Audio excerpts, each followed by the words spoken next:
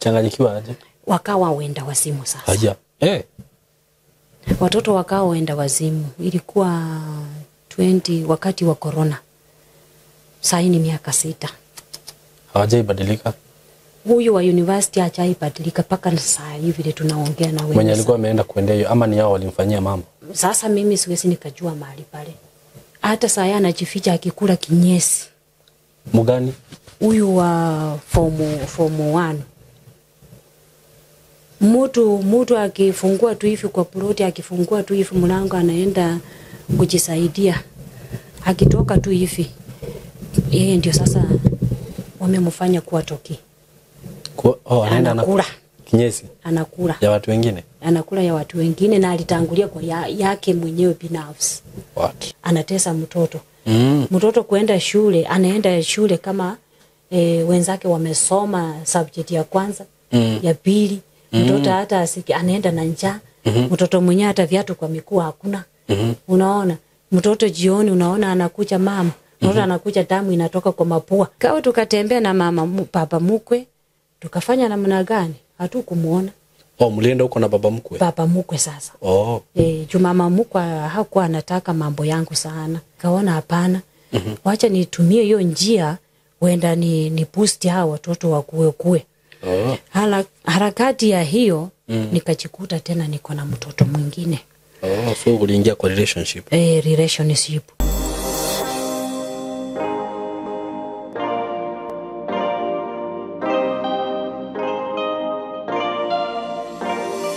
Ndakugeithia wi mwega mwiroreri wakwa, we subscriber wakwa na follower wakwa, ngwiraga ni ngwendete muno na ingutite muno tondu njukaga hani undu waku. Ndio kana ro wamenya uguo. Ningenaga muno riria wanjigindorera, riria wa subscribe, riria wa comment ona riria wa hurira thimu. Ni njiguaga ngenete muno. Maritwa makwa njitagwo Simon K, karibuni sana thini wa platform ino njugaga ni Ngai watuheire, tuheganagia hana tumenyanire ha tutuike arata, tuhure biashara, tutuike wana biashara, tukue pamoja na tugrow pamoja. Karibuni sana. Muthenya wa umuthi ndina guest wa Jerera na ni mutumia ugucia rugano rwake na ithui muikare ho ni tukumuthikiriria no tutana kinya hau mutigitikire nyambe ndimwenderie broti kuma gwe kambuni ino ya Tayari Lands and Housing. Kambuni ya Tayari, ndiyo kana mumenyaga kambuni ino ni kambuni ya kwihokeka. Ndiyo kana mumenyaga kambuni ino niyo ndambaniririe nayo ndambiriria gwika maundu maya ma YouTube njikaga kana kweyangano ici. Iyo ni miaka 5 mithiru. Miaka 5 mithiru ngoretwo na kambuni ya Tayari. Ati no ndugame hando na ndemarutire wira. Itari ndaigwa issue oro yothe ati anga ni mendetie riera ni maregete kuheana title. Ni actually ona andu ingera nyendagiria broti na migunda ni andu a diaspora. Na andu acio a diaspora ndi macokagiria ngatho muno ni gwitikira kunjihoka na kwihoka kambuni ya Tayari. Ukoraga mundu ni ahurira thimu kana ni ahura kuri office-ini thimu akauga nie ndi ruraya na nie ni nyue ngwihoka ndimutumire besha munjigire broti na mundumire title na tugeka uguo na tukadeliver. Miaka iyo yothe ndigwiciria ni ro waigua undu wothe ati wa gukorwo wi fishi ati anga tutia deliver title kana ki na njugaga hangi korwo view hena mundu wane kundu muru ni Tayari comment hapo na ndukona tondu nie ni njui ati ani akwihokeka makwendagiria broti kundu kwega na makwendagiria broti ci handu hega na genuine. Thaici ndina broti ndina cio ndirakwenderia kuria Kithioko na nditigitie broti nyingi.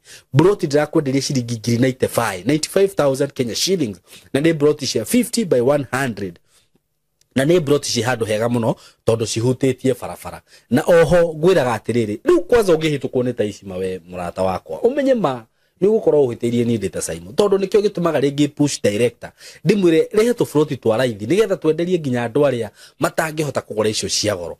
Broti ici ona wenda kugura na installment ukugirira ciringi 50 peke yake mbeca icio ingi urihe na mieri 6 no wakiriha na installment ciguka ngiriga na ria 15. Riu ni ndiu niki wetereire ndiu niki urenda hura namba eno ya thimu 0715 99 99 09 0715 999909 kanona ni no hurire na namba yo kuona hau ito ya 0724333313 gutariria maundu mothe kana no share office kuria Thika building yetagwo Mco Plaza building uthie ku third floor room 302 ni gukora office cia Tayari ku undu cio ngi we hau we na mwanake we na muiretu kana we mwenyewe no ukorwo ukienda guthoma uhoro wigie video production, video shooting, video editing, photography, film production, digital marketing, content creation, graphic design, animation, ukorwo we mundu creative This is goko niko creativity creatagirwo goko andu aria megũkũ reke inde mwire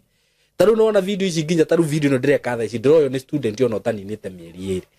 Can you imagine mundu ucio arokire haha oro riu aroka turamuonia kuhuthira kamera turamuonia ku edit na tha ici ni ate mundu ucio kiuma haha kana mwanake ucio kiuma haha ndina mahali ya kunyitira kamera yake ndakahoya ringi akorwo ni arahoyaga na to nginya andikwo aguthie tukumuonereria njira njega thi wambiririe kuoyaga music video thi wambiririe gwikaga content gera line ino ithuĩ gũkũ tũgũturinaga maũndũ macio mothe tugakuhe skills icio ciothe na tugakuonereria njira tukakwira nyita njira ino gerere njira ino na ndukona nduma ni ukuona wega tondu ni field ni tuikarite na tukamenya maũndũ maingĩ muno ũngĩenda gũka gũthoma maũndũ macio mothe ukai gũkũ gwitũ ni kwega gũkũ ni kwega muno tukariria ciana tukariria andũ agima maũndũ macio mothe okorwo wĩ mwana biashara tugakuonia all about digital marketing ũrĩa ũngĩhota gũpromote biashara yaku kũu ikũre wega no thrive wega muno thĩinĩ wa social media tuhurire thimu na namba ino 0724333313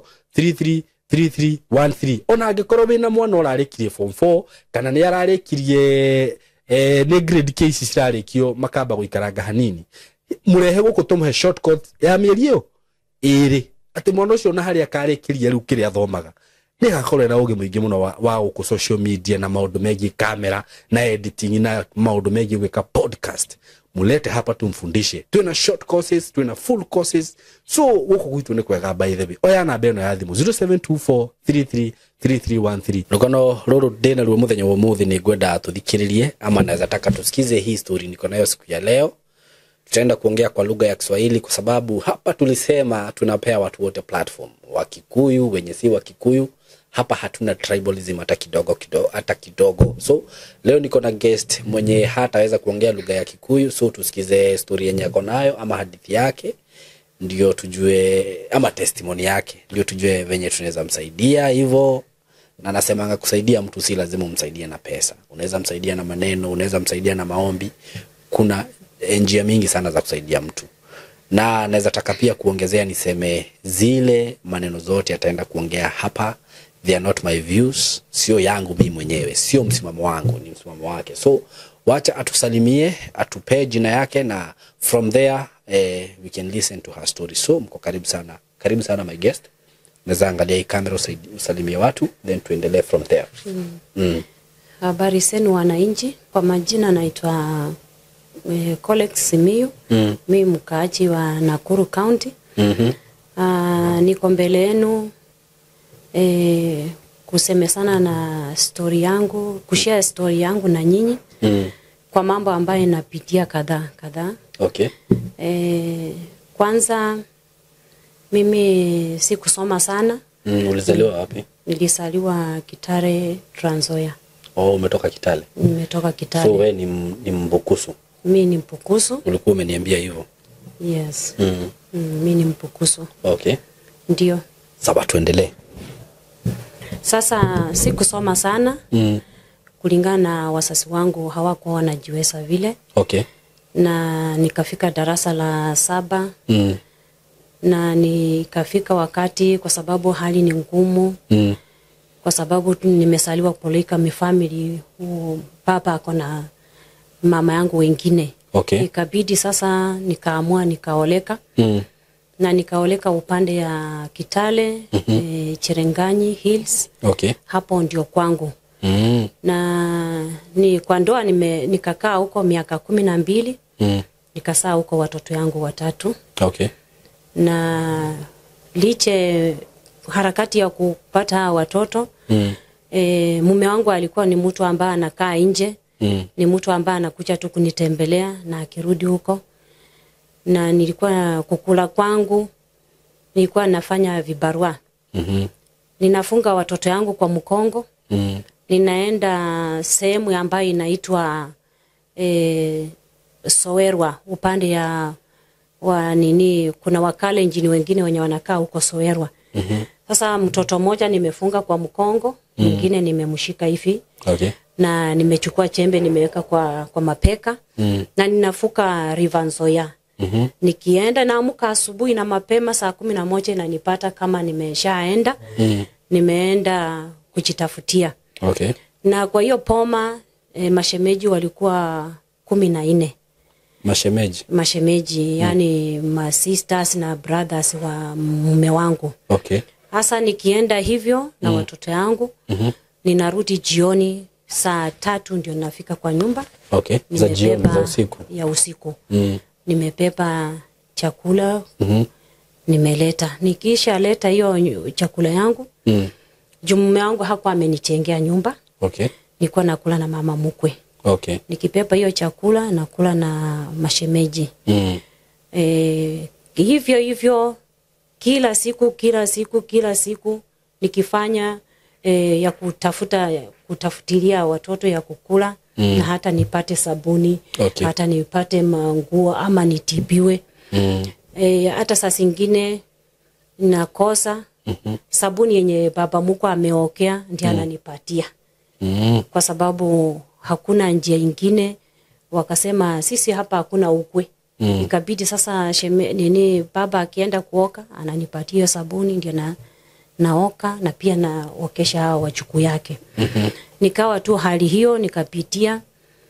Nikienda mume wangu amepotelea mbali huko Mombasa. Alikuwa ameenda Mombasa. Alikuwa anafanya nini huko? Huko Mombasa. Kusikia kwangu alikuwa anafanya kazi ya security. Kwani hakuwa anakuambia? Ni mtu ambao walikuwa wamenichukua kwa njia yenye hata sikuwa nafaa kwa hiyo boma. Kwa nini? Yani ni watu ambao sijui wanakaa, yani watu wenye hawapendi bibi za wa vijana kwa hiyo boma. Sasa mimi walikuwa wamenifanya kuwa mate kwa hiyo boma. Okay. Hata manguo ya mama mkwe naosha, kila kitu ninafanya kwa hiyo boma. Sasa nikavumilia hayo kwa sababu nyumbani nilitoroka. Ulikuwa umetoroka? Nimetoroka nyumbani. Si kuambia wazazi wangu ya kwamba ninaenda kuoleka. Sasa kulingana na hali ngumu vile nilienda, ikawa sasa kurudi nyumbani ikawa shida. Sasa nikateseka hiyo maisha ya kungangana. Ikafika mahali nikapooza upande moja. Nikalala chini na niko na mtoto mwingine wa 3 sasa ananyonya. Sasa nikapooza upande moja. Hakuna matibabu yoyote. Hakuna mtu mwenye ananishughulikia. Kwa boma wameniacha tu hivyo. Okay. Sasa jirani akaulizia, wakasema ako kwa nyumba amelala. Ilibidi sasa akuje. Na alipokuja akaniona kweli sijiwezi. Akachukua jukumu, enzi zile unaandika karatasi mahali penye unatoka, alafu wanaenda hiyo barua naweka kwa gari. Sasa wakafanya hivyo, wakaweka kwa gari hiyo barua, wakaenda wakatupa karibu na kwetu. Ndio sasa mandugu zangu wakapata hiyo barua na wazazi wangu.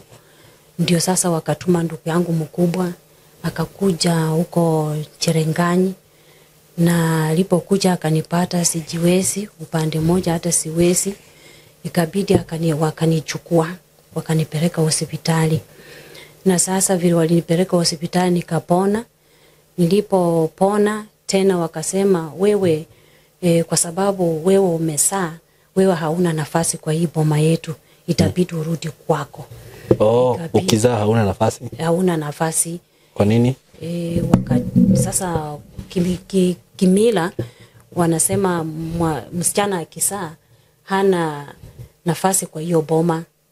Hata hauna urithi, wacha nitumie lugha, hauna urithi, huwezi uliza chochote. Ati hii ni shamba ya baba ama hii ni mali ya wazazi wangu, hata mimi nataka sehemu. Wakasema haitawezekana. Kitu iliyoko wewe pepa watoto yako urudi kwako. Ikabidi sasa tena nikapepana na watoto wenyewe nikapeleka. Sasa hiyo bwana ako wapi? Bwana amepotelea Mombasa. Hata ajui umefukuzwa? Ajui. Sasa niko kwa mikono ya mama mkwe na baba mkwe na mashemeji mmoja ndiye alikuwa yeye ndiye ako na kazi. Sasa yeye ndiye anajulikana kwa hiyo boma, sasa anasaidia. Sasa hata naye ananitumia vibaya kwa sababu bwana yangu hayuko karibu. Kazi yoyote ikipatikana kulima hii shamba ama manguo yao, mimi ndio sasa wanasema bibi ya fulani kuja wewe osha hii manguo enda kwa shamba kwa sababu unakulanga chakula kwa hii boma na hawa watoto. Mimi ndio ninalima. Nikawa kupitia kwa hiyo hali ngumu, nikivumilia hiyo hali ngumu. Basi baadaye nikaona haitawezekana. Sasa nikachukua jukumu, nikaendanga tena kwetu nyumbani. Nikifika nyumbani hakuna kukaribishwa mzuri. Nikifika huko wananiambia sasa tumepata mfanyakazi amefika. Ataikiwa mashemeji, ataikiwa mandugu zangu. Sasa mimi nitalima, kupanda ni mimi. Nikiisha panda nimepanda, nimefunika. Sasa nitaongojea tarehe yenye hayo mahindi imekuwa kubwa. Niende kwetu mama yangu sasa nipatie chakula, niende nitumike tena huko na penye nimeoleka mashemeji na mama mkwe na papa mkwe. Sasa nikapitia hiyo hali, hiyo chakula ikiisha tena wananiambia mwezi fulani, mwezi wa 4 itakuwa sasa mahindi iko juu, kuja anza kupalilia. Tena hiyo mwezi wa 4 ikifika ninarudi tena kwetu. Ninalima kwa hiyo boma. Nalima nipalilie vizuri kila kitu. Wanipatie sasa haki yangu na pepa napeleka tena kwangu. Sasa nikafanya hivyo ikafika mahali nao wakaona kana kwamba ninateseka. Wakasema kitu iliyoko, dada yetu itabidi sasa utoke huko peke yako. Vile ulitoka hapa peke yako, toka huko ukiwa usikuje na watoto. Nikasema hasa watoto nitawachia nani? Ilibidi tena niwaachane na watoto tena huko. Vijana yangu 2 na msichana. Huyu msichana sasa alikuwa angali ananyonya. Ilibidi nimtoe kwa matiti na nimwache huko. Nikafikiria sasa nikirudi huko hawatanifanya kuwa mpakasi kwa hiyo boma. Nilipofika tena kwa boma, sasa ndio maneno ikawa saiti. Sasa wakaona sasa niko free. Sasa kila kitu ninaamuka saa 9 ya usiku. Kwa sababu na watoto sasa. Saa 9 ya usiku. Kwenda kwa shamba. Mbaramwezi ikiwa iko naanza kulima. Kifika saa 12 hiyo nimefunga chapter ya kulima. Ninaenda kutengeneza penye ng'ombe inalala. Mimi ndio natoa hiyo masamati, natengeneza vizuri, ninatoa. Nikimaliza hivyo, mimi ndio hiyo ng'ombe nitatoa hapo, niipeleke malishoni. Baada ya hiyo, natakana hiyo ng'ombe maji. Natakana nikate napier grass, natakana nifanye ni ikule, ishibe, niipatie maji, tena niirudishe hapo na mimi pia ndio nakamua hiyo ng'ombe. Hakuna mwenye anachukua jukumu ya kukamua ng'ombe. Hata mashemeji sasa wananiona mimi ndio sasa wameandika maid. Hakuna hata wakiweka kikombe kama hii hawatoi. Mimi ndio ninafanya kila kitu. Nikawa navumilia hiyo hali. Hata nikiomba mafuta ya kujipaka, wanaenda kuchuna matawi nje. Wananiwekea matawi. Mafuta wanachukua mafuta wanaweka kwa matawi, wananipatia. Na mimi nasema asante. Juu sina langu. Ikawa sasa nikapitia hiyo hali na baba yangu mzazi ni mtu ambaye alikuwa akona mama mdogo. Sasa sio rahisi akuje kwa boma. Sasa ikawa mimi navumilia kwa hiyo hali ikafika mahali roho tena ikanituma kwa watoto yangu. Nikaenda nikachukua tena watoto. Nikarudisha kwa boma. Vile nirudisha kwa boma, wakasema hawa watoto sio jamii yetu. Kwa nini umetuletea watu kama haya kwa hii boma? Hii ndio likataa kusoma sasa ukakimbia unaenda kusaa huko watoto unatuletea kwa hii boma. Chakula itatoka wapi kwa hii boma? Haitawezekana. Itabidi sasa huyu mtoto msichana ndio utabaki na yeye. Lakini hawa wafulana hebu enda utupe. Na wanasema hivyo hawajanipatia fare. Mimi natoka upande ya Sehendu Police Station. Ninatembea paka Charenganyi mahali penye unalipa 200. Sina chakula na watoto wanalia, naenda na tupa tena kwa boma. Ya wale penye nimesaa. Huyo mzee yangu hana shughuli, ni wase wenye yani vile walitoka hawajuangi jamii yao, bibi na watoto wanakaa aje. Sasa nikaenda nikawarusha hapo tena hivyo. Nikawa sasa nyumbani napitia tu hiyo hali, hakuna kubadilika. Haya, nikaona hapana, mimi nitarudi tena kwangu nikae. Si nikarudi huko.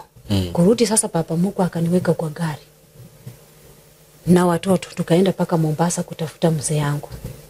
Kufika huko tulitafuta Mombasa, tukatafuta. Au kuna mtu. Kwani hakuwa na simu? Wakati ule simu hasikuwa zimekuja. Sasa ulikuwa unamtafuta wapi? Sasa penye nini ndugu yake alituonyesha penye alikuwa amekaa. Sasa tukaenda na yeye, kufika mahali pale ayuko. Kumbe mwanamke huko amemchukua na amemfungia tu kwa nyumba, hata haonekani. Tukatafuta amechukuliwa na mwanamke. Huko Mombasa. Kuna wamama wenye wakipata msee mwenye yani ako na sake, hajui kutunza jamii, wanachukua wanaweka kando. Wanapotelelea huko. Sasa wangu alikuwa hivyo. Kao tukatembea na baba mkwe, tukafanya namna gani? Hatukumuona. Mlienda huko na baba mkwe? Baba mkwe sasa. Mama mkwe hakuwa anataka mambo yangu sana. Yaani ni mtu ambaye sio mbaya, lakini ako tu na kusaliwa kwingine. Sasa kufika huko mtafuta siku ngapi? Tulikaa huko wiki moja kwa sababu mtoto yake mwenye alikuwa anafanya kazi na mwenye anaonekana ako na akili mzuri, yeye alikuwa anafanya huko. So mlikuwa mnakaa kwake? Tunakaa kwake huko. Hata mimi huyo bibi yake mimi ndio nilimtafutia bibi. Huyo mwanamke, huyo mwanaume. Huyo mwanaume. Ulimtafutia bibi wapi? Sasa huko tu nyumbani. Alikuja akaniambia, shemeji nitafutilie mke nataka kuoa. Nikaenda nikamtafutilia. Sasa kumbe mimi na bahatia huyu anaenda kukaa na raha, mimi naanza kulia. Sasa yeye ndiye ananifanyisha kazi kuwa pakasi. Akaanza kufanyisha kazi. Sasa hiyo hali ikafika mahali sasa tukarudi na baba mkwe nyumbani. Akaniambia, msichana wangu, watu wanavumilianga duniani. Mimi ningali na kupenda ukae kwa hii boma, usiwache kijana yangu. Atakuja kubadilika. Nikakaa. Mume wangu alikuja tu kwa masiku chache tu. Anakuja kama mbaramwezi hiki kitoka kwa kisa. Hana chochote na acha nijengea nyumba, ujue kana kwamba ninalala kwa jikoni. Nalala kwa jikoni. Tunapikia hapo, tunamaliza, mimi ndio natandika hapo malasi na watoto. Haya, nikavumilia hayo, nikasema hapana, Mungu siku moja atanibariki. Huyo mume wangu vile alikuwa hapo, naye tunalala tu kwa hiyo jikoni. Anafanya kazi vile ametoka huko, hana chochote. Hakuna chochote kwa mikono. Sasa ndio ndugu yake akachukua mamlaka sasa kukontrol boma, yani kusimamia sasa. Hakuna vile unaweza ongea, kwa sababu ukiongea anasema sasa waona bwana yako. Sasa huyu ni mtu. Unaona? Sasa ikawa nikavumilia nikisikia uchungu ndani ya nafsi yangu. Ikabidi sasa akamaliza masiku yake tena kuenda tena kurudi Mombasa tena anatoroka. Juu mimi nikienda kibarua, sijawacha kuenda kibarua. Chembe tu kwa mkongo kutafuta kibarua. Ndio upatiwa mahindi uende ushake. Unaona? Sasa vile mimi naamka asubuhi na furahi, nasema sasa mume wangu amekuja, uenda mambo itabadilika. Kutoka huko jioni kufika wanasema ati ameenda. Haya, nikasema wacha nitulie. Sasa shemeji akachukua sasa kukontrol hiyo poma sasa. Hakuna vile ninaongea, akaanza kuniambia, unasikia? Wewe vile ulikuja hapo ukiwa umevaa uniform, nilikwambia urudi kwenu. Huyu sio bwana. Ni ndugu yangu lakini huyu sio bwana. Sasa ona, nilikukataza, nikakukataza na unaendelea kuzaa hapa watoto. Sasa ona, amekuja amekuletea yako nini? Hakuna. Sasa kwa hivyo nami sitakulisha wewe na nilishe bibi yangu. Ujue mimi nataka kulisha mama yangu msasi na baba yangu msasi na bibi yangu na watoto yangu. Sasa wewe ufanye ujipange no urudi kwenu nyumbani.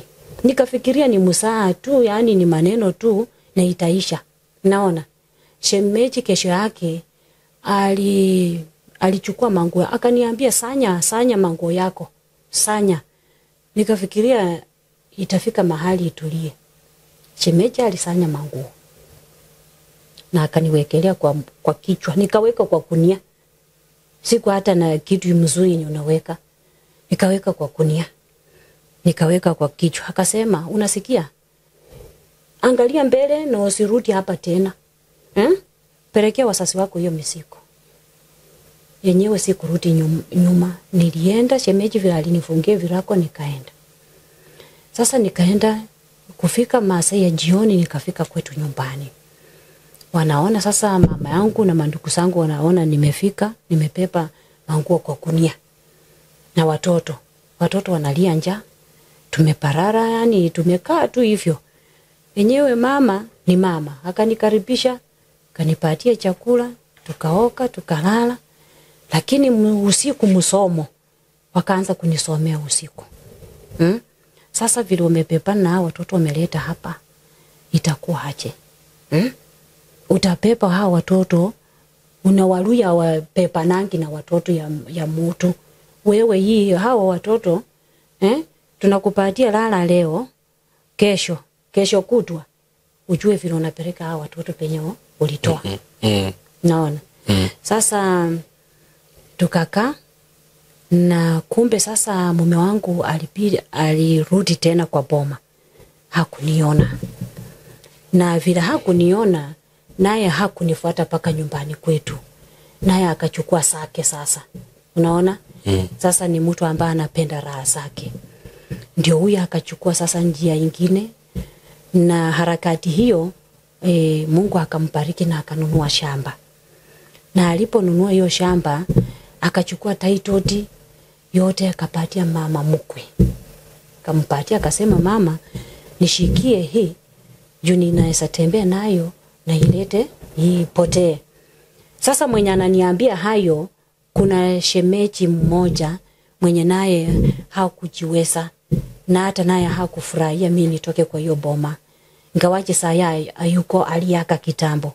Sasa huyo ndiye alikuja paka nyumbani, akachukua jukumu ya ndugu yake kunifuata paka kwa boma, akiambianga sasa wasasi wangu, mimi nimekuja kuona shemeji, hata kama sio mimi lakini nimesimama kwa pengo ya ndugu yangu. Niko na hii ripoti. Ndugu yangu alikuja baadaye na akanunua shamba. Mimi nataka kuchukua shemeji niende nimuonyeshe shamba. Sasa vile mandugu yangu walisikia hiyo akasema, shamba sasa wewe ndio umeongea kitu ya maana. Sasa kitu ilioko, utaenda peke yako na shemeji yangu, tutatembea na dada yetu. Yenyewe walienda wakanionyesha shamba. Amejenga rumu 5, amefuruta stima na kaweka na maji. Haya, huyo shemeji alikuwa sasa amepanda vyakula hapo, mahindi. Haya, nikaona, akasema twende. Akapombeleza mama mkwe, akanionyesha title deed. Akasema, vitu ya bwana yako ndio hii. Sisi tunajua wewe ndio mwenye hii boma. Juu hawa watoto vijana, hii shamba ni yao. Sasa nikaiona na nikasema hapana. Wakati ule sasa mimi akili nilikuwa mdogo, sikujua hata umaana ya title deed ndio nini, lakini shamba niliona, title deed walinionyesha vizuri. Sasa nikasema, mama weka, ni vizuri, nitakuwa nakuja kuwatembelea nikiangalianga watoto. Juu hao watoto wamesema kwetu wasikanyake, mimi nitakuwa nikingangana huko kibarua na pepa kidogo na kuja kuona watoto yangu. Ikawa sasa nikarudi nyumbani, nikitulia, nikingangananga tu na kibarua hivyo maisha inasonga, nakimbia naona watoto. Haya, ikafika mahali sasa kasini yangu akakuja akasema, hapana, dada yangu, hautakaa hapa na licha uko na watoto vijana, watoto inatakana kuna mahali penye kuna kazi, na hiyo kazi itakusaidia. Haya, sasa nikasema ni wapi? Akasema wewe usijali, nitakupeleka na utafanya kazi upande wa Nakuru. Sasa ikawa yeye wakati ule akanileta na nikakaa kwa nyumba yake. Sasa nikakaa kwa nyumba yake, akaniambia huko wanatafutanga kazi mapema. Ukiona kikundi ya watu ikitembea kwa barabara, wewe unawafuata. Okay. Ukipata ukiona sasa wamesimama kikundi, wewe pia simama hapo. Sasa nikafuata vile kazi yangu ameniambia. Nikafanya hivyo, sikukaa, nikapata kibarua. Na hiyo kibarua vile nilipata, sijui walijua aje mimi nimepata kibarua huko nyumbani. Okay. Mama mkwe ilifika mahali bila alisikia ati mimi nimepata kibarua, alipepana na watoto. Kapepana na watoto, akaleta penye mimi niko kwa stage. Walijua aje mahali huko? Na majirani, alitumia majirani. Majirani aliuliza majirani, wakasema mnajua mama fulani fulani hivi anakaa hivi na hivi. Ndio walimwambia penye nilikuwa nafanya kibarua. Kasema fulani anakaa hivi, ndio. Kasema muongoje kwa stage tu hapa, usitoke hapa. Watoto hawana kiatu, wako na slippers, huku ya green, huku ni ya red. Manguo imeraruka. Ninasema kitu ya ukweli. Manguo imeraruka. Watoto yani wamekaa tu, yani wameparara, unafikiria hata hawajipakange mafuta. Sasa vile aliwaleta hivyo kwa stage watu wa potapota, wakamuuliza, mama habari yako? Mzuri. Huyu msichana, sasa wakati ule nilikuanga ningali.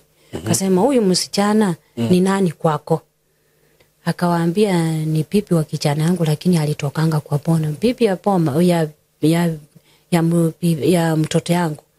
Sasa vile alisema hivyo, wakamwambia na watoto ni wa kijana yako? Ndio. Wakamuuliza mara 3. Kweli hao watoto ni ya kijana yako? Akasema ndio. Na sasa saa hii unapatiana yeye watoto hapa, kwa nini umeleta hao watoto ni wa mtoto yako kijana? Akasema mimi siwezi nikakaa nikilishanga watoto huko na mama yake anafanya washarati huko. Anajiuza huko. Achukue misiko yake. Na wakamwambia kwa nini huwezi chukua hao watoto upelekee kijana yako penye hako? Juu ni mbegu yako. Si tunafikiria msichana anakuita mama. Umemzaa. Kumbe sasa ni wewe ndio unazaa kijana. Kamwambia wewe mama, akili yako sio mzuri. Wewe ni mama mwenye unasambaratisha boma. Sio mama mwenye unajenga. Patalo uchunge wa chuku yako, hii ni mbegu yako. Unawezaje kupepana tu kwa gari utoke tu huko Kitale. Unapepa unakuja unarusha hapa. Wakaniambia chukua watoto yako. Mimi nilichukua watoto. Nikaenda nao kwa nyumba. Nilikuwa hako na tupesa kwa mkono. Nikaenda nikanunulia watoto sanda kwa wakati ule ilikuwa imekuja. Okay. Nikanunua na mashati. Haya, ni kesho yake nikaenda nikaomba ruhusa. Nikaambia mkubwa wangu mimi watoto wameniletea na serikali wamekataa watoto wasikae kwa mapoma. Watoto waende shule. Mimi ndio huyo nikaomba ruhusa, nikapeleka watoto shule. Na headmaster hakukata, akachukua watoto akapeleka shule. Akasema usijali, hata kama hawana uniform wacha wasome tu hivi, lakini ukipata utawanunulia, utaanzia shati, umalizie ama waanzie kinyasa, hivyo na vitabu. Akasema hata vitabu vingine iko kwa ofisi, wacha tuwapatie waendelee kusoma. Ikawa hivyo. Okay. Nikaendelea hivyo.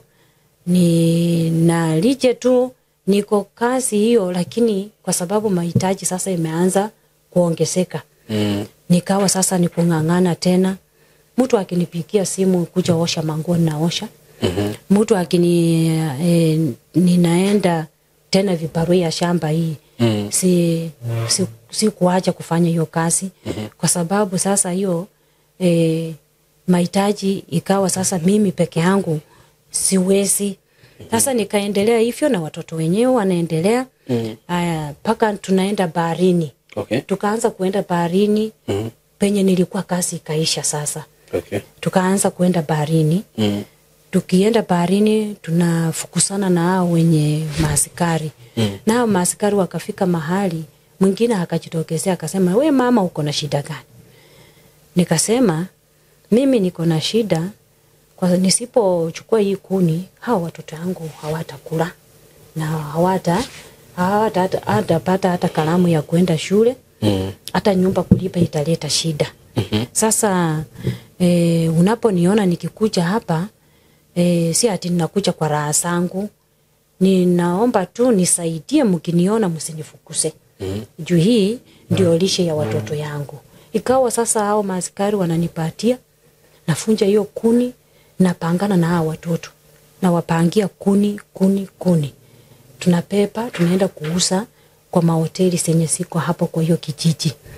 Tunauza, tukishauza, tukienda mara mbili, hapo tunauza, tunanunua hapo chakula kwa nyumba. Tunapata hapo sabuni. Haya tunaweka kama ni 200 ama 100 tunaweka. Ikifika mwisho mwezi sasa hiyo itakuwa imejaa, imefika rendi.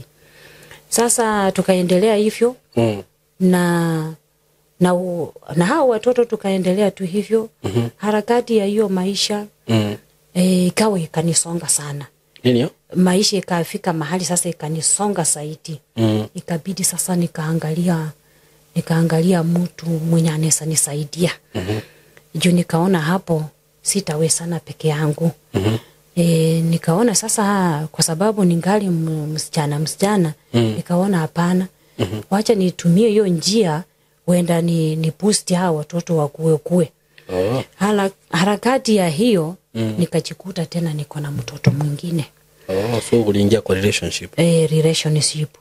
Sasa kufikia mahali pale huyo mtu vile aliona niko na mtoto tena akatoroka. Okay.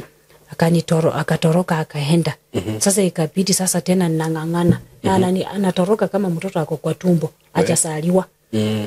Haya nang'ang'ana sasa misiko inaongezeka.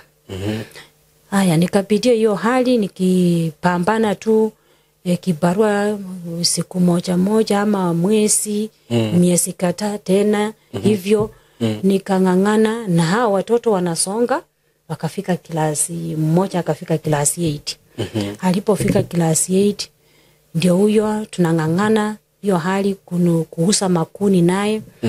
Haya ama akisoma vitabu anaweka kuni kwa meko. Ndio anasoma hiyo vitabu. Huyo mtoto akapita klasi 8. Okay. Doka dina ohoro mwega muno wa Buroti dinacio kuria mwena wa Gitengera. Buroti ci handu hega muno in a gated community in a controlled area. Na Buroti ci haria ciri no kilomita 1 kuma Nairobi na Manga Road, the main road, o kilomita 1 tu. Uguo kuma Gitengera town ti handu hanene.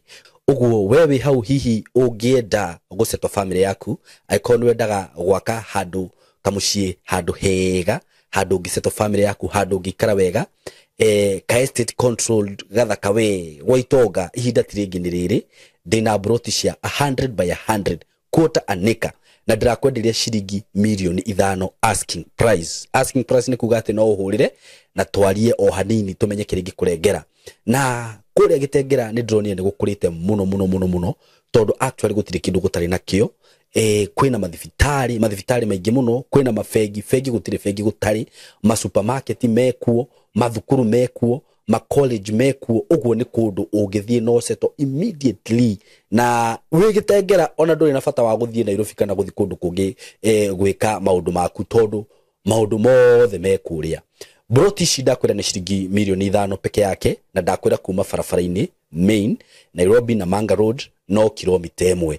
handu haria ciri ni handu hakurite muno uguo ni kuga hena thitima kwina mai irio ciothe cibataranagia kwina cio mikawa iria ikuria ni mikawa miega ungithiaga ma gardens ungithiaga kahorera na family yaku nyumba iria cirakwo kundu kuria ni nyumba cia kifahari ni njui ni ukuonio mbica icio ciothe hau ni undu wa uhoro makiria hurira na namba eno ya thimu 0724 333313 0724 3313 nigetha twariririe tumenye uri ungithi kuona broti icio na wigire na handu haku handu ungiseto family yaku Kitengela Milimani Estate mko karibu sana asanteni sana.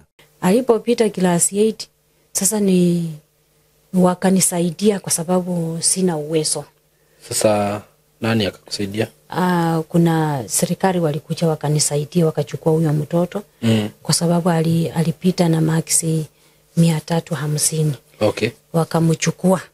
Sasa harakati ya hayo maneno maisha ni naendelea tu kupambana. Tena huyo mtoto mwingine amesaliwa sasa wamekuwa watoto wangapi waine kwa hiyo nyumba. Na kuna sasa msaidizi mpaka ninaenda kotini ninashtaki mwenye amenipatia huyo mtoto. Nasema sasa huyo mtoto mimi unaniacha nitafanya aje? Mwenye mtoto anasema sasa tuende TNA. Kama unataka sasa nitajuaje ati huyo mtoto ni wangu? Akaniuliza nitajuaje? Na mimi nilikupata ukiwa unaishi peke yako, nitajuaje huyu mtoto ni wangu? Itabidi sasa tuende TNA. Kafika mahali nyumba 10 wakaingilia, tukaenda kwa chifu. Kufika kwa chifu nayo wakatusukuma kwa ofisi ya watoto. Kufika kwa ofisi ya watoto ndio hiyo sasa wakatuweka hapo, advocate akasimama hapo. Wakaanza kutuoji, huyu amekuja na pipi yake. Mimi nimetembea jinsi nilivyo. Sina msaidizi. Ndio huyo sasa tukasimama hapo kotini. Wakawachukua mtoto mwenyewe kijana, wakamweka penye baba yake hako. Mtoto anafanana baba yake.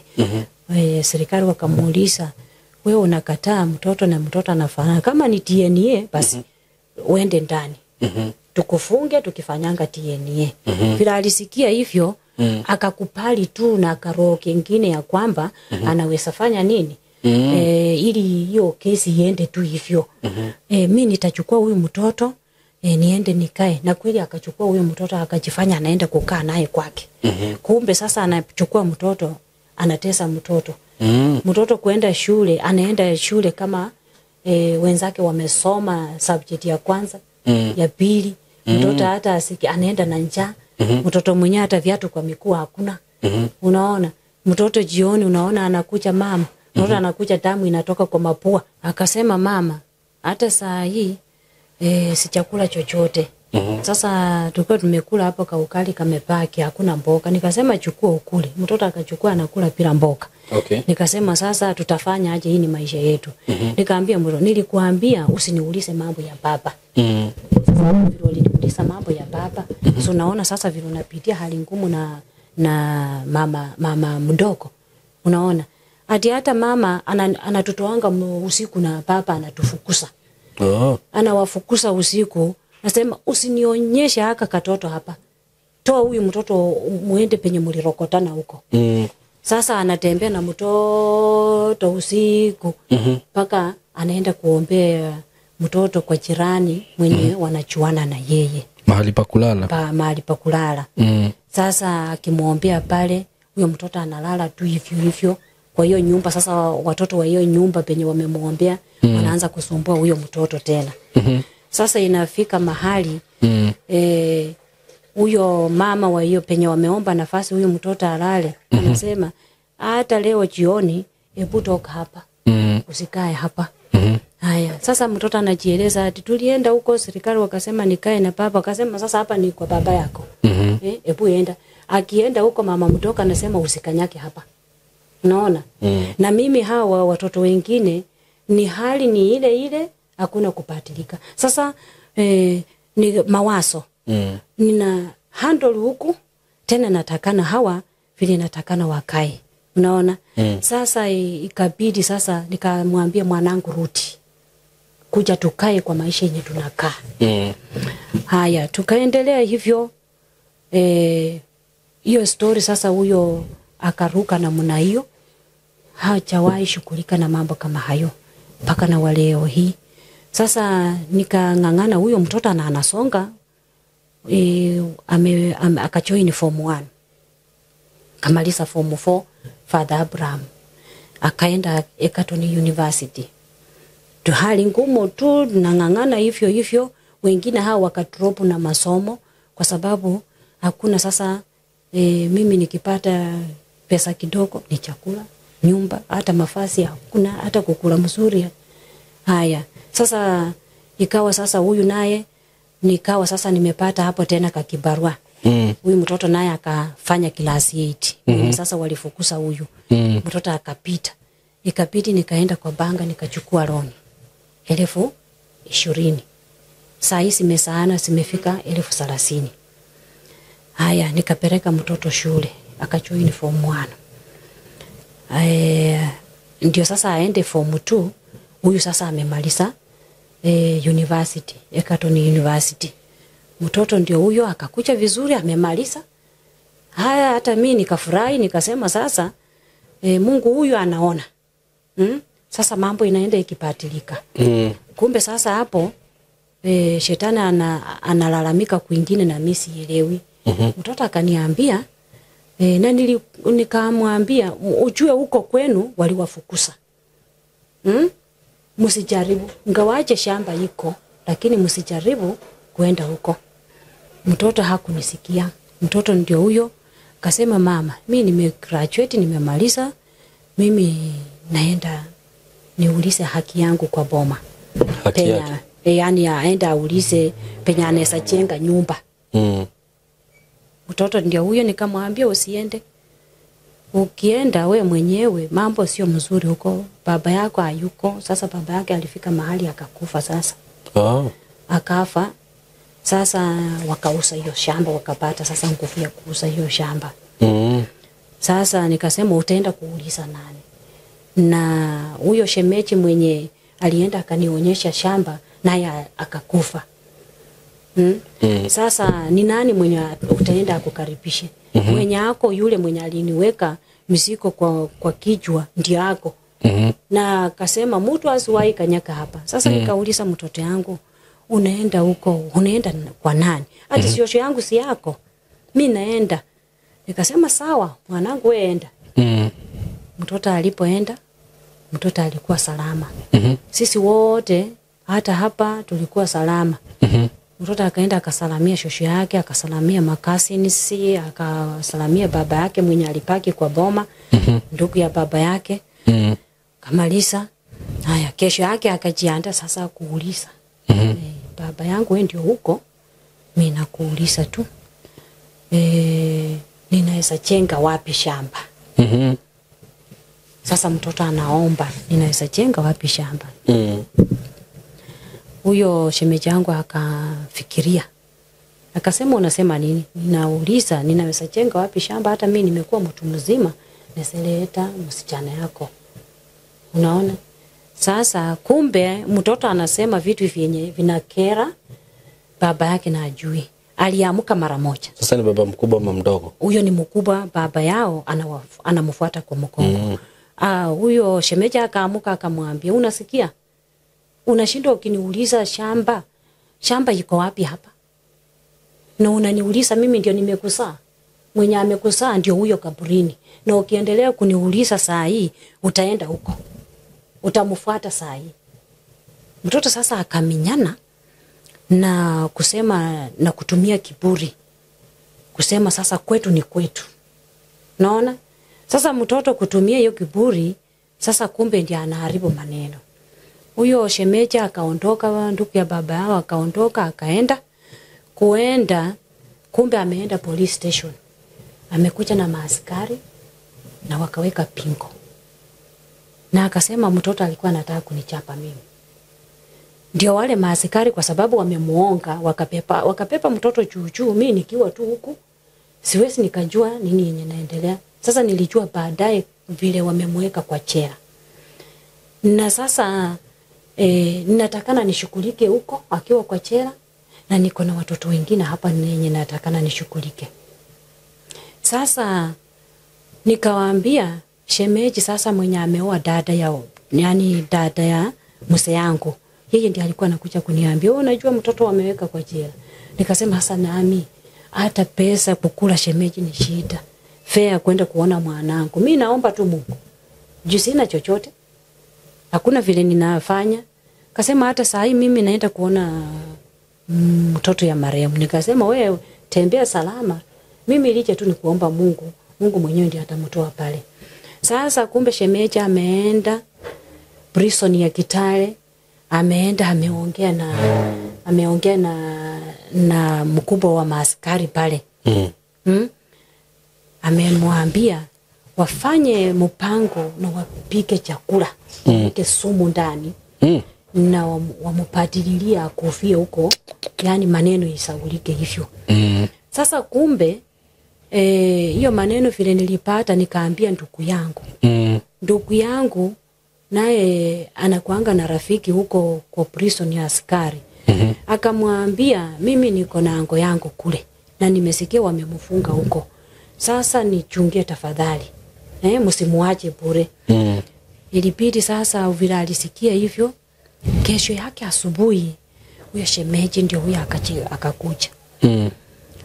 Akakuja sasa nakuja kuongea na huyo askari mzuri.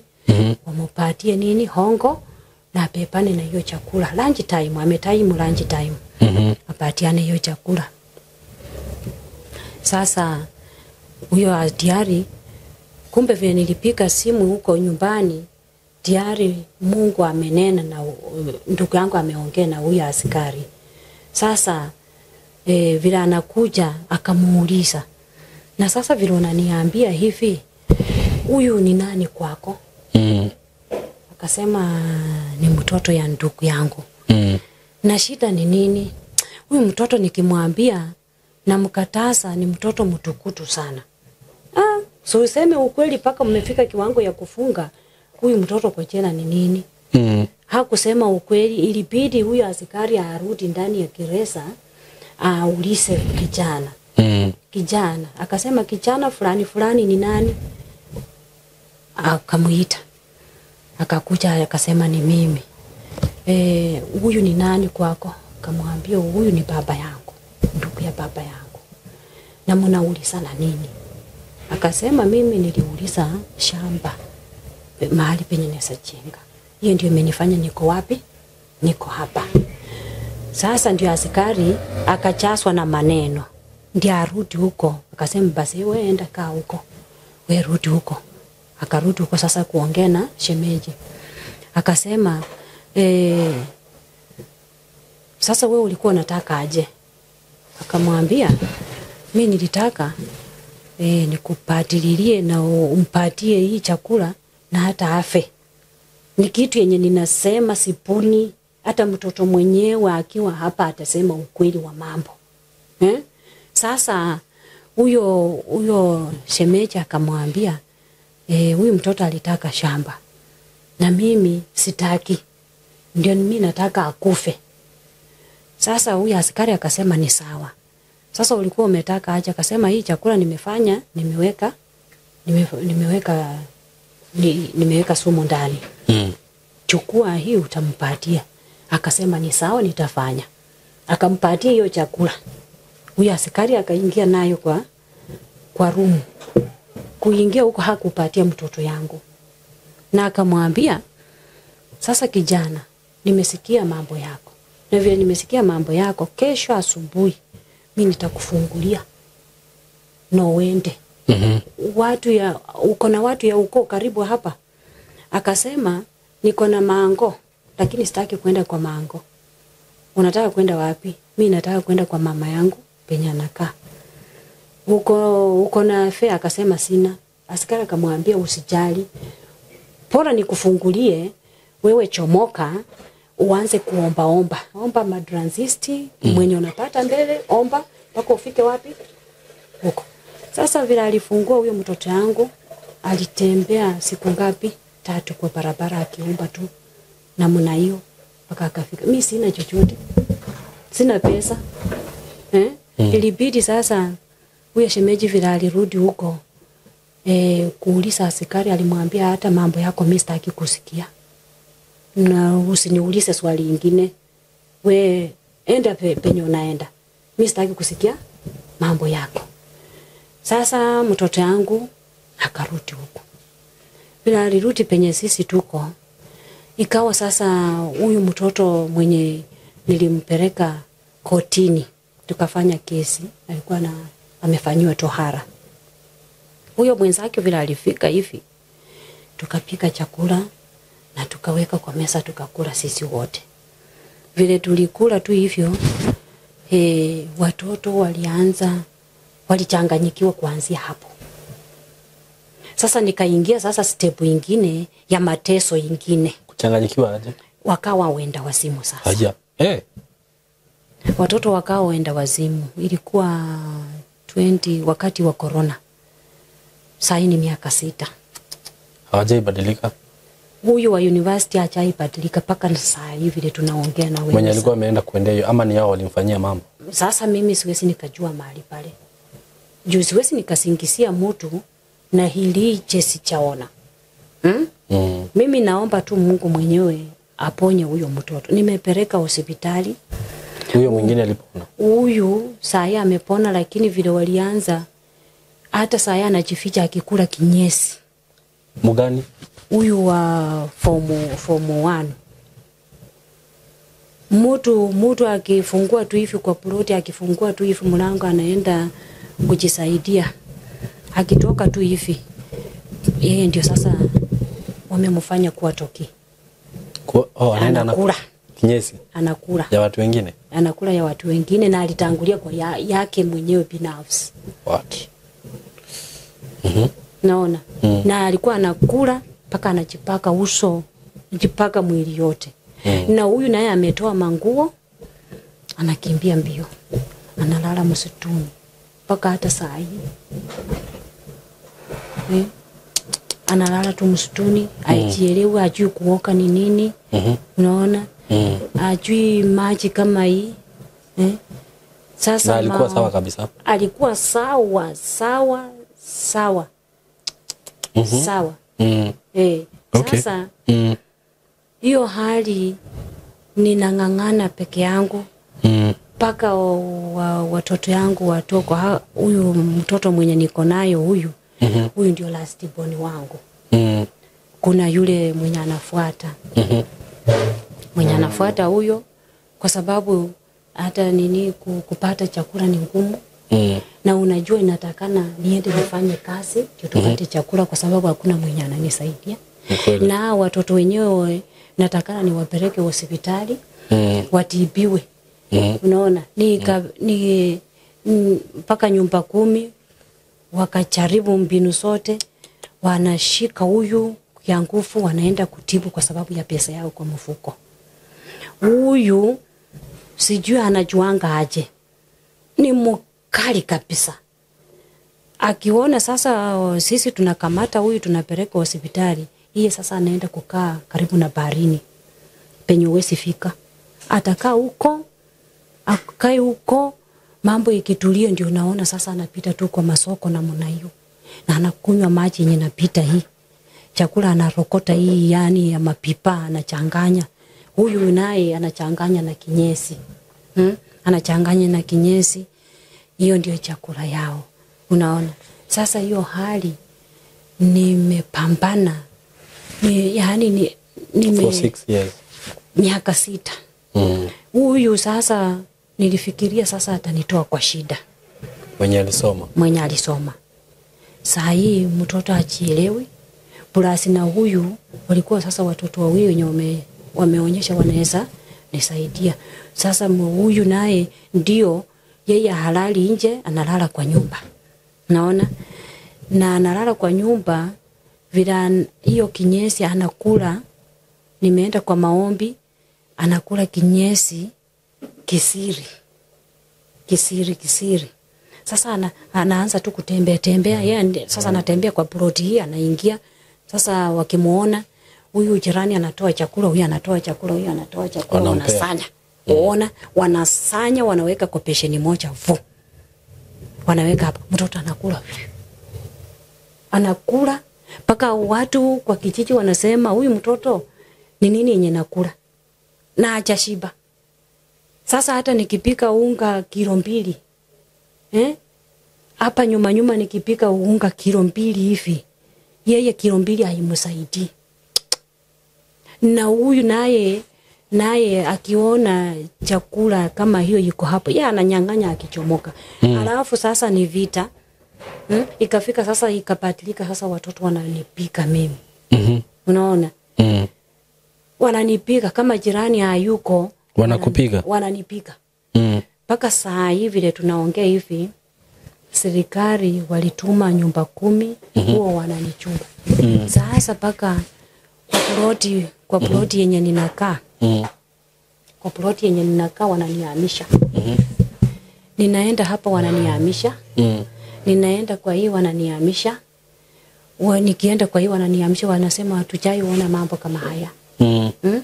Mtuondolee watoto wa sampuli hii kwa hii kijiji. Hawa watoto hatuwataki. Mimi mwenyewe nilienda paka kwa MCA. Nikaenda nikaeleza hii maneno kwa MCA. Yaani mimi sio mwana Kenya. Kama mnanifukuza na penye kwa ploti ninaenda mnanifukuza. Unataka mimi niende wapi? Na watoto, hakuna watoto wenye wanafanana hivi kwa hii dunia. Basi munionyeshe penye mimi naweza enda na nikae hapo na watoto. Sasa ikawa vile nilisema hiyo maneno, mshaja nijibu paka na sai. Naona? Anasema tu utaangalia siku. Sasa mimi uenda nitoe tu fare usanye hao watoto uende upeleke kwao penye ulisa. Nikawaambia hao watoto walitukataa sisi wote. Hao watoto hakuna penye wanaenda. Mimi ndio wanaona mimi ndio poma. Mimi ndio shamba. Mimi ndio kila kitu. Hata kwetu wakafika mahali wakanikataa, wakasema hawataki kuona hii tabia, nisipepe hii magonjwa ati napeleka kwetu nyumbani. Wakasema kuanzia leo we pambana na misiko yako. Sasa nikasema vile mmenikana. Ni vizuri mmenikana, lakini Mungu hata niacha mimi. Juu nitupe wapi? Haya, ikafika mahali kitu roho ikanisumbua, nitupe hao watoto. Nikasema nitatupa hao watoto. Nikaambia wewe msie mimi penye imefikia sasa, mimi natoroka na wacha hao watoto. Wakasema sasa ukiwacha hao watoto unawaachia nani kwa hii kijiji? Sasa ndio watu watapika tu paka waue. Hakuna njia nyingine. Haya, wakasema nivumilie. Nimevumilia, ningali navumilia na ningali napitia kwa hiyo hali. Harakati ya hiyo maneno, hiyo mambo yenye ninapitia haya, hawa watoto wagonjwa, pesa nikifanya kibarua inatakana ninunue dawa niwapatie. Wakikunywa ndio sasa ndio wanakuwa wakoroki mzuri. Ndio wanatoa manguo wanakimbia mzuri. Sasa ndio kinyesi wanakula proper. Ndio sasa mangumi hapo kukuchapa ndio wananichapa. Na wameniacha peke yangu. Wakasema kijiji wamesema wewe paki na watoto yako. Paki na misiko yako. Paka kwa ploti yenye ninakaa sai. Wamenipatia wanted. Onyo. Unitafute mahali penye naenda kukaa na hao watoto. Naona nitafute hao watoto na nihame. Nikaenda paka kwa nyumba 10 nikamueleza, wewe kuja waambie huyu landlord vile anaongea.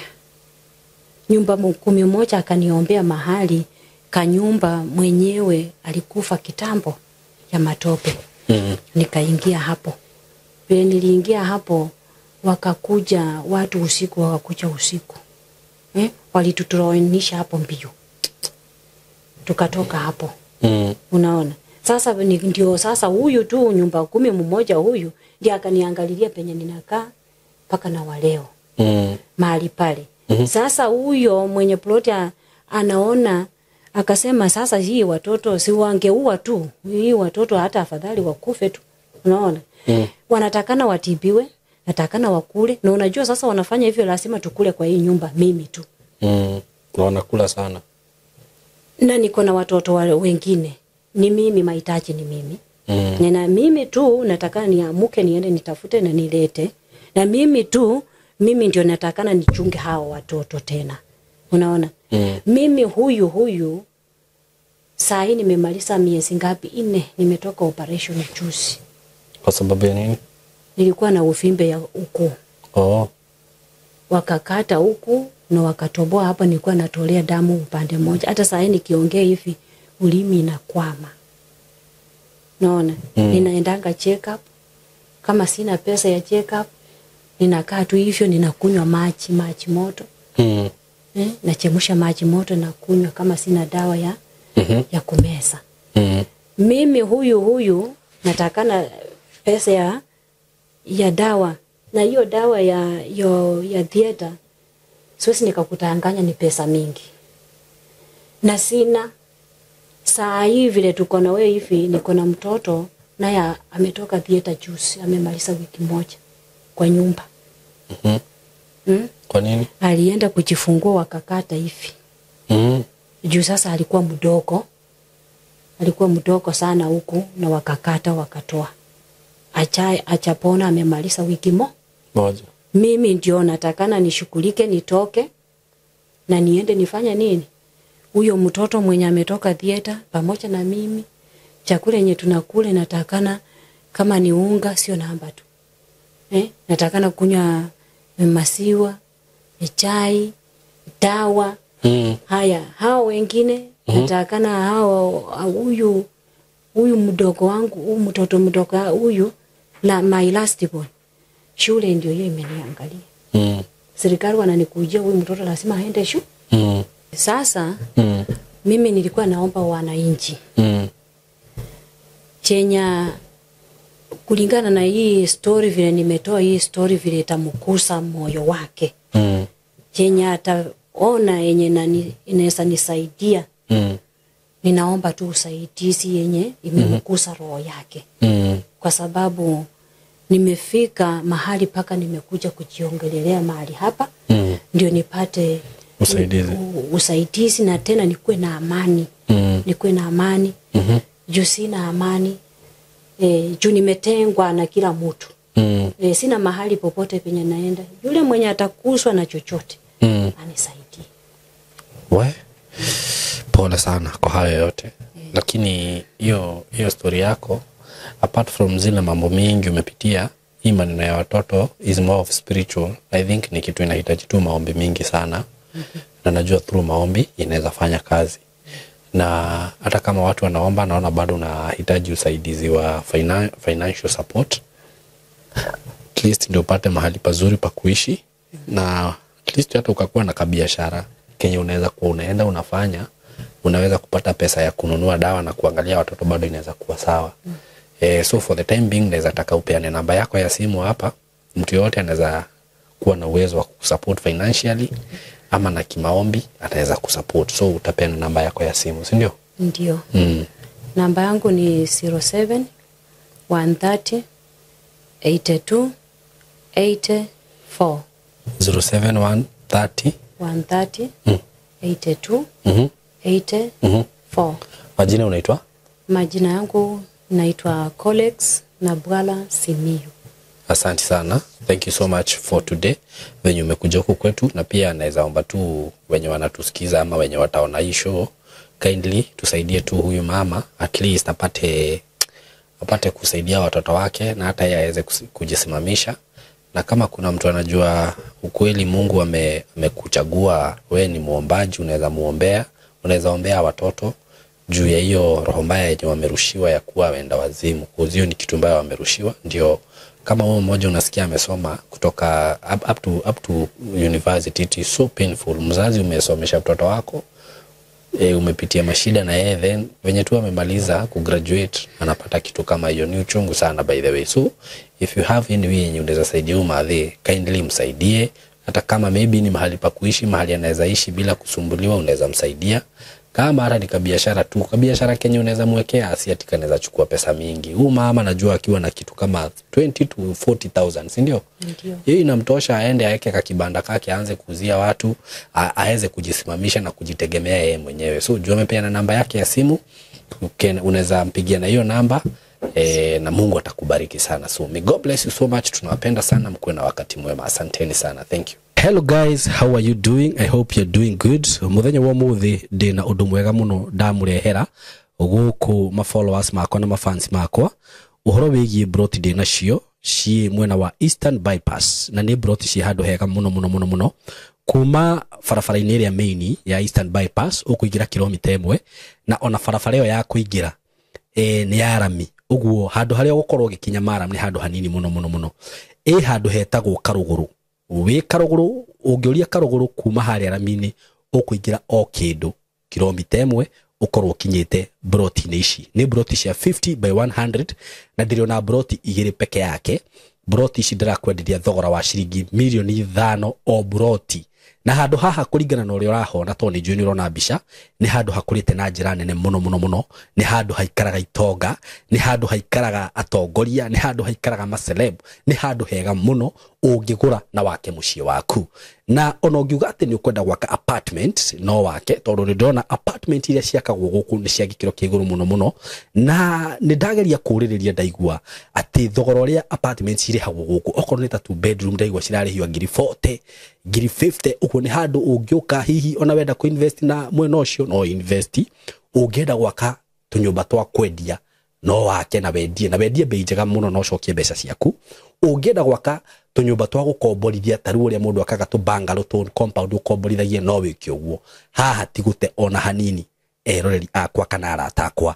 Undu ungi mwega muno wigie cia ici igiri ndina cio ni ati cikomeire farafara. Ino ni farafara murona haha, uguo ci haha farafara-ini. Kundu guku maundu maria meku ni maingi muno.